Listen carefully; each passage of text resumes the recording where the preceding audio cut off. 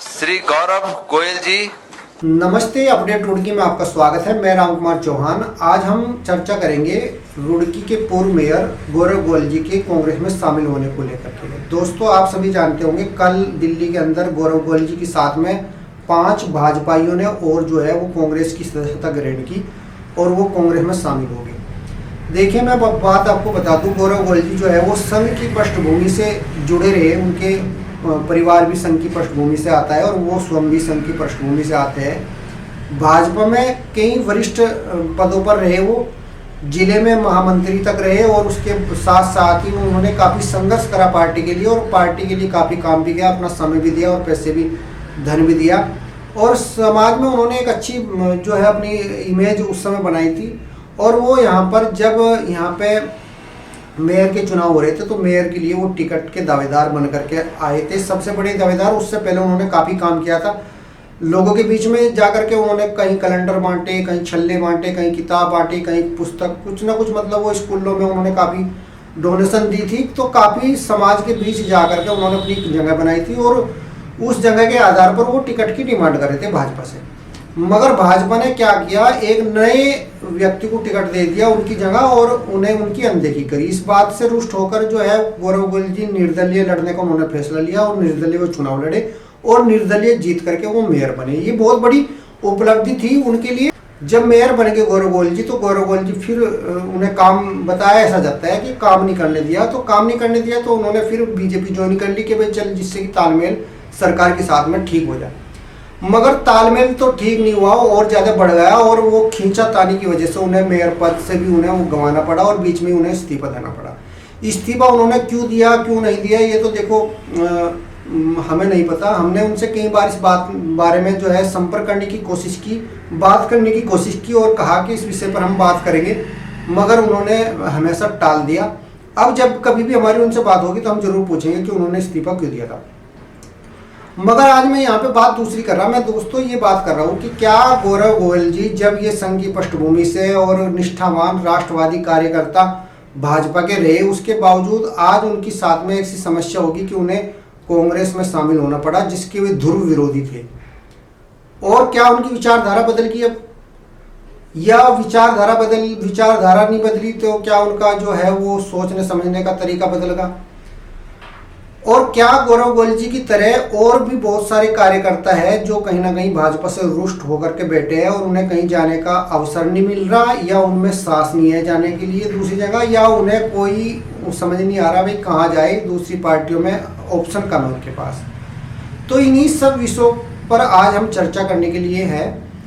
और हमारी चर्चा में सबसे पहले यही बात निकल के सामने आई कि जो गौरव गोयल जी गए कांग्रेस में, तो ये कहीं ना कहीं भाजपा के लिए आने वाले समय में बहुत ही गंभीर परिणाम देखने को मिलेंगे और काफ़ी इन्हें नुकसान होगा इस बात को लेकर के। एक पुराना कार्यकर्ता, अगर देखो, एक तो ये भाजपा वाले बहुत ज़्यादा चीज़ें सिखा देते हैं अपने कार्यकर्ताओं को, रणनीति सिखा देते हैं, चुनाव लड़ने का तरीका सिखा देते हैं और जनता को किस प्रकार मतलब कि एक तरह से समझाया जा सकता है वो सिखा देते हैं। और वो एक समझाया जो एक तरह से बहुत समय लगा करके उस चीज़ को तैयार किया गया भाजपा के द्वारा, वो अब कांग्रेस में जाकर के शामिल होगा तो वो अपनी क्षमताओं का, अपनी जो प्रतिभा है उसका वो वहाँ पर प्रयोग करेगा। तो इन्हें बहुत ज़्यादा नुकसान यहाँ पे हो सकता है।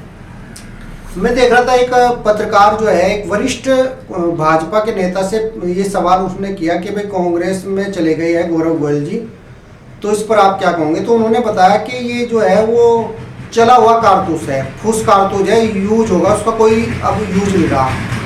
तो एक ये बड़बोलापन जो है इनके नेताओं का, ये भी बहुत ही ज़्यादा नुकसान देगा भाजपा को आने वाले समय में। क्योंकि मतलब जब तक आप आदमी का यूज करते हो, जब तक वो आपके काम का, और अब वो किसी काम का नहीं रहा, तो ये एक बहुत बड़ी बात जो है भाजपा के नेताओं के द्वारा यहाँ पर कही गई है।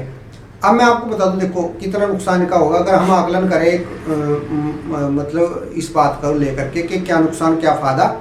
तो गौरव गोयल जी है बनिया समाज से आते हैं और बनिया समाज जो है वो भाजपा को स्वयं से वोट देता है, अपने मन से वोट देता है, वो किसी नेता के पीछे नहीं चलता। अगर बनिया समाज में, जैसे आपको मैं बता दूं, पहले अगर कांग्रेस में कोई नेता था तो वो सचिन गुप्ता और उनकी वाइफ पूजा गुप्ता दोनों थे, चुनाव लड़े, चुनाव वो कहीं ना कहीं कैसे हारे कैसे नहीं हारे, वो तो आरोप लगाते हैं बीजेपी पे, बीजेपी ने हरा दिया उन्हें। मगर चलो मैं मानता हूँ कि वो चुनाव हार गए, मगर फिर भी बनिया समाज जो है वो सचिन गुप्ता जी के साथ में खड़ा था कहीं ना कहीं। अगर पूरा नहीं खड़ा था तो आधा तो खड़ा ही था। अब गौरव गोयल जी भी कांग्रेस में चले गए, अगर इनमें से दोनों में से किसी को टिकट होगा और ये आपस में मिलजुल कर लड़े तो यहाँ पर जो है कांग्रेस के पक्ष में बनिया समाज जाता हुआ यहाँ पर दिखाई दे रहा। और बनिया समाज के साथ साथ में बहुत सारा और भी अन्य समाज भी जो है उनके साथ में जुड़े हुए हैं। बनिया एक ऐसी समाज है क्योंकि उनके यहाँ ना मतलब कि वे सब बिरादरों को जोड़कर रखते हैं।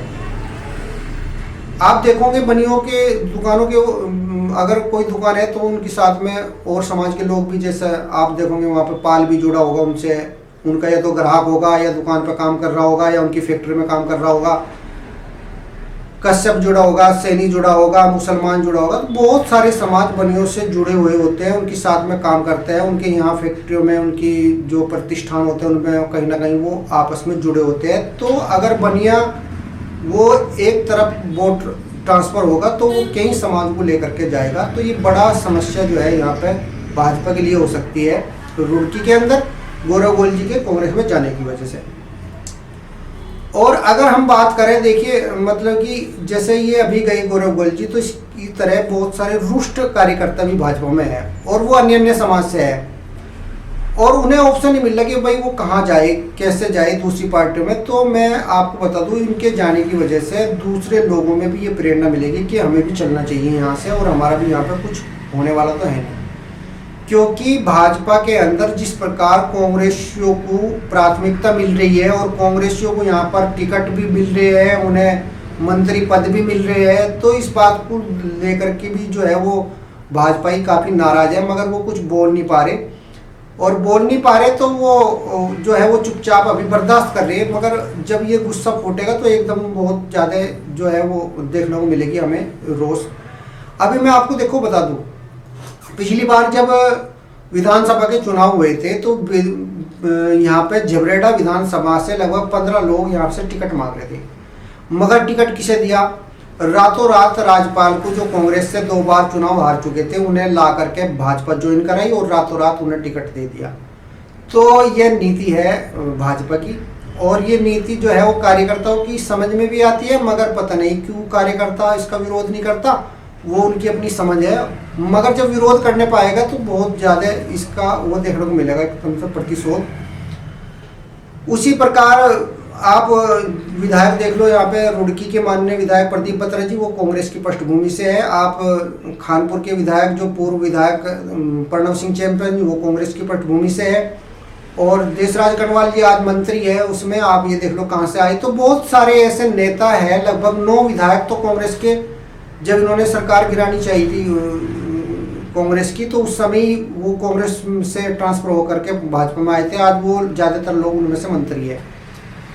तो यहाँ पर बीजेपी के अंदर जो है वो कार्यकर्ता अपने कार्यकर्ता की जो है वो अनदेखी करके दूसरे पार्टियों के कार्यकर्ताओं को तो प्राथमिकता दी जाती है और दूसरे पार्टियों के नेताओं को जो है यहाँ पर टिकट दिए जाते हैं, मंत्री पद दिए जाते हैं, उन्हें सम्मानित किया जाता है और अपने कार्यकर्ता की अनदेखी की जाती है। अगर हम रुड़की के मेयर के चुनाव को लेकर के अब की बार की बात करें तो लगभग 25 लोग टिकट की दावेदारी कर रहे थे, जो सड़कों पर उतर के भाजपा के लिए लड़ रहे थे, संघर्ष कर रहे थे, काम कर रहे थे। उन 25 लोगों की अनदेखी करके भाजपा ने टिकट एक नए कैंडिडेट को दे दिया, जिसे भाजपा का ABCD भी जिन्हें पता नहीं था, और अब वो सत्ता का भोग रहे। अभी अगर हम संगठन की बात करें भाजपा के संगठन को अगर आप ध्यान से देखोगे तो ये पहले ये कहा जाता था कि लगभग 8-10 साल जिन कार्यकर्ताओं को भाजपा में काम करते हो या निष्ठावान कार्यकर्ता, राष्ट्रवादी कार्यकर्ता है, उन्हें संगठन में जिले की कार्यकारिणी में रखा जाता था। और या जो कोई संघ की पृष्ठभूमि से जुड़े हुए लोग होते थे उन्हें पदाधिकारी बनाया जाता था। मगर अब वो सब चीज़ें जो है वो कहीं ना कहीं बदल चुकी है। अब दूसरी पार्टियों के लोगों को भी संगठन में जो है वो बड़े पदों पर जगह मिल रही है। आप सब देख रहे होंगे, इस बात से भी लोग कहीं ना कहीं वो देख रहे हैं, चुपचाप वॉच तो कर रहे हैं मगर अभी कुछ बोल नहीं रहा। 2027 के चुनाव में दोस्तों इसका एक बड़ा खामियाजा जो है भाजपा को यहाँ पे भुगतना पड़ सकता है। जिस प्रकार उनके कार्यकर्ता, बड़े बड़े कार्यकर्ता छोड़ करके कांग्रेस जैसी पार्टी में जा रहे, तो ये एक बहुत बड़ा नुकसान भाजपा को यहाँ पे आने वाले समय में हो सकता है। अभी तो इनकी सत्ता है, लोग इनके साथ में है, तो मोदी और योगी का नाम है, उनकी वजह से सब ठीक ठाक चल रहा है। मगर एक टाइम ऐसा आएगा कि रेत की दीवार की तरह ढहती हुई ये नजर आएगी, और जो हाल अभी वर्तमान में कांग्रेस का है वो आने वाले समय में भाजपा का भी हो सकता है, अगर उसकी नीति यही रही और नीति में उन्होंने अपनी सुधार नहीं किया तो गौरव गोयल जी के विषय में आज हम इतना ही लेकर के आए कि गौरव गोयल जी के जाने से भाजपा को बहुत नुकसान हो सकता है, मगर उन्हें लोग हल्के में ले रहे। और आप क्या समझते हो गौरव गोयल जी के विषय में, आप भी अपने कमेंट में लिख करके बता सकते हो। क्या भाजपा में रहते हुए उनका कुछ बेनिफिट था, या जाने से कुछ नुकसान होगा, कांग्रेस मजबूत होगी या भाजपा कमजोर होगी? जो भी आप समझते हो आप अपना ओपिनियन रख सकते हो कमेंट बॉक्स में। कमेंट बॉक्स खुला हुआ है। इस तरह का विश्लेषण हम फिर लेकर आएंगे। अगर आपको पसंद आता है इस तरह का विश्लेषण, तो कुछ ना कुछ हम राजनीति पे इस तरह के विश्लेषण हम करते रहेंगे भविष्य में भी। बने रहिए हमारे साथ में। अगली वीडियो में फिर मिलेंगे। नमस्कार।